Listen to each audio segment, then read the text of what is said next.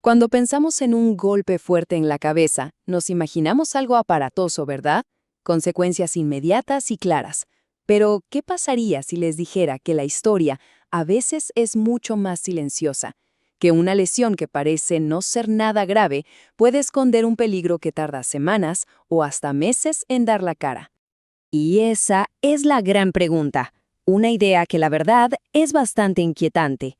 Nos obliga a replantearnos todo lo que creíamos saber sobre los golpes en la cabeza.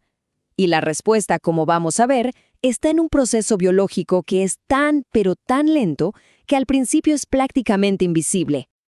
Todo arranca con una situación que, tristemente, es muy común, sobre todo en personas mayores: una caída. Un golpe en la cabeza que en el momento parece, pues, un susto y nada más. La persona se levanta, quizás algo aturdida, pero sin ninguna señal de alarma que nos haga correr al hospital. Claro, los primeros síntomas son los que uno esperaría de una conmoción leve. Un poco de dolor de cabeza, quizás algo de confusión, nada fuera de lo común.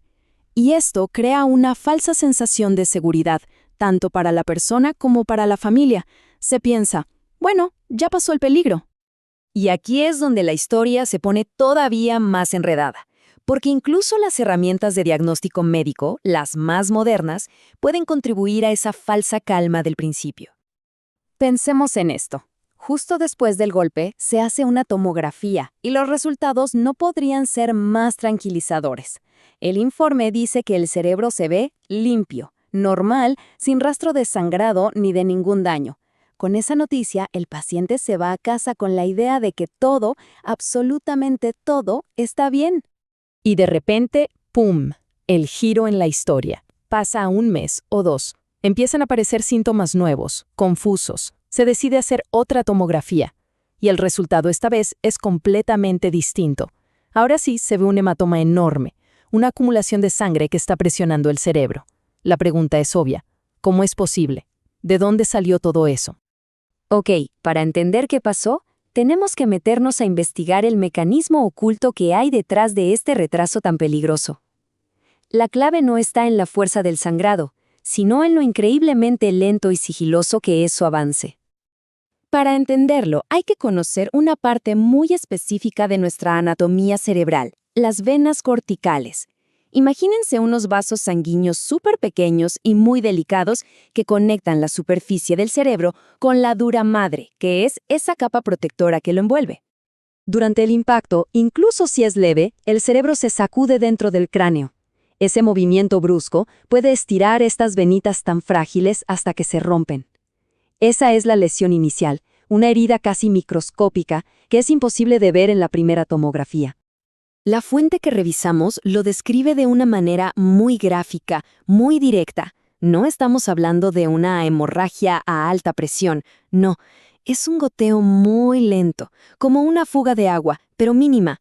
Un proceso tan gradual que al principio pasa totalmente desapercibido. Pero a ver, la pregunta del millón es, ¿por qué tarda tanto en manifestarse? La respuesta está en ese periodo de tiempo largo y engañoso, un silencio total entre la lesión inicial y la aparición de los síntomas graves. El proceso básicamente tiene 4 etapas silenciosas. Primero, el impacto rompe esas venitas. Segundo, la sangre empieza a gotear muy despacio. Tercero, durante semanas esa sangre se va acumulando gota a gota, formando el hematoma. Y cuarto, y aquí está el punto clave, los síntomas solo aparecen cuando el hematoma ya es tan grande que empieza a comprimir el cerebro. Esta cronología es fundamental. Fíjense que hay un largo periodo en el que la persona se siente bien, recuperada y vuelve a su vida normal. Y es precisamente este silencio, este periodo engañoso, lo que convierte esta condición en algo tan peligroso. Nadie sospecha que algo muy grave está pasando por dentro. Todo esto nos lleva a la parte más importante, la más práctica, las señales de alerta. Si el peligro se esconde durante semanas, ¿qué síntomas tardíos son los que finalmente lo delatan? Mucha atención. Si semanas o meses después de un golpe en la cabeza aparecen síntomas como estos, es una bandera roja gigante. Una pérdida de fuerza en un lado del cuerpo, dificultad para hablar, dolores de cabeza que no se quitan y empeoran, confusión, cambios en la forma de ser, Todo esto indica que la presión en el cerebro ya llegó a un nivel crítico y se necesita atención médica inmediata.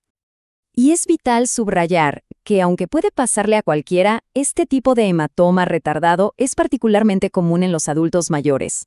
Su cerebro, con el tiempo, puede tener un poco más de espacio para moverse dentro del cráneo, y eso hace que estas venas sean más susceptibles a romperse. Y esto nos deja con una reflexión final. El caso de este hematoma nos enseña una lección mucho más amplia. A veces los problemas de salud más serios no gritan, sino que susurran durante mucho, mucho tiempo antes de hacerse oír. Esto nos obliga a preguntarnos qué otras condiciones podrían estar desarrollándose en silencio, esperando el momento justo para manifestarse.